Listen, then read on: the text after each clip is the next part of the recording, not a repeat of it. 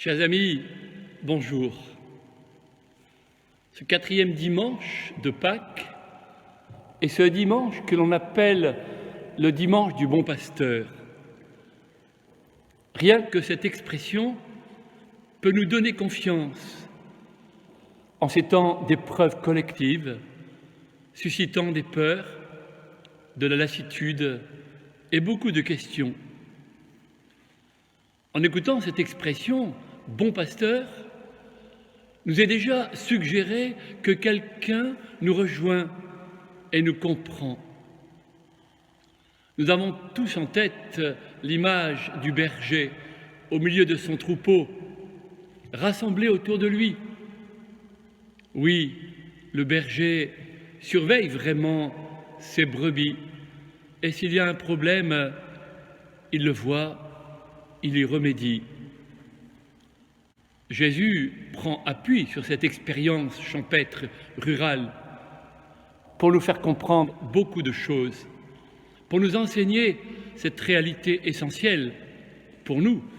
Dans sa révélation, Jésus est ce bon berger, ce bon pasteur. Pourquoi ? Parce qu'il marche à la tête de son troupeau, parce qu'il guide ses brebis vers là où elles seront en sécurité, mieux, là où elles pourront être nourries, en bonne santé, s'épanouir. Parce qu'il s'intéresse à son troupeau, il ne l'exploite pas par intérêt, comme le mercenaire qui ne cherche que son profit et sa gloire. Parce qu'il s'intéresse à chacune de ses brebis. Il aime chacune d'un amour unique, ayant un lien personnel avec elles. En Saint Jean, il les appelle chacune par son nom, et les brebis connaissent sa voix. Il nous est indiqué cette réalité magnifique. La brebis se sait connue et aimée par son berger. Elle se sent proche de lui, elle est en confiance et en paix.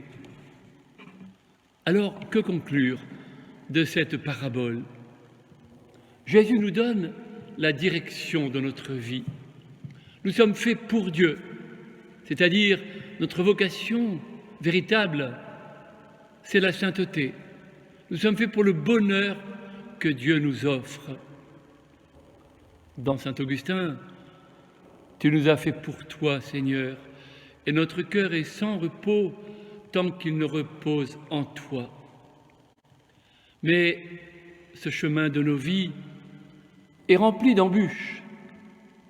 Jésus nous enseigne dans l'Évangile comment y faire face, comment s'appuyer sur lui, qui nous donne la lumière, la force. Sans moi, vous ne pouvez rien faire. Il le fait à travers son Église et par les sacrements qui sont aujourd'hui pour nous des sources de vie et de grâce.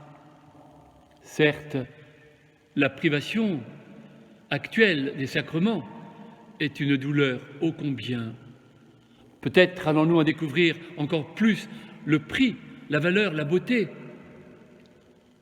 Je suis toujours surpris de ce que des chrétiens, ayant la célébration de l'Eucharistie à leur porte, l'ignorent, même s'ils ne la rejettent pas, comme s'ils n'en avaient pas besoin, ou que ce n'était pas pour eux, que cela ne les concernait pas, en dehors de certaines grandes fêtes traditionnelles.